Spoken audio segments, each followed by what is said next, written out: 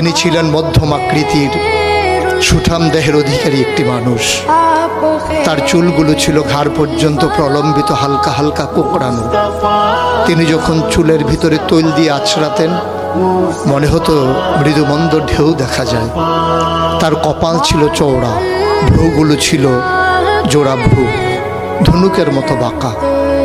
চোখের পাতাগুলো ছিল ফুটন্ত গোলাপের গোলাপি রঙের এক একটি পাপড়ির মতো। তিনি কখনো বা যখন চোখের পলক ফেলতেন মনে হতো মৃদুমন্দ বাতাসে গোলাপ পাপড়ি যেন দোল খাচ্ছে। তার চোখের সাদা অংশ ছিল রক্তিমাভ সাদা, কালো অংশ ছিল কৃষ্ণ কালো।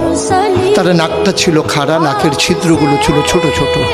নাকের নিচে ছিল সরু চিকন গোঁফ, গোঁফের নিচেই সেই গোলাপি রঙের ঠোঁট।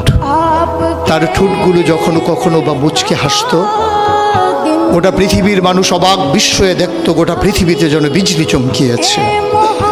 তিনি কখনো বা যখন এই রাস্তা দিয়ে হেঁটে যেতেন, 1 মাস পরেও কখনো যখন সাহাবা হাঁটতেন, তার গায়ের জান্নাতি গন্ধ তারা পেতেন।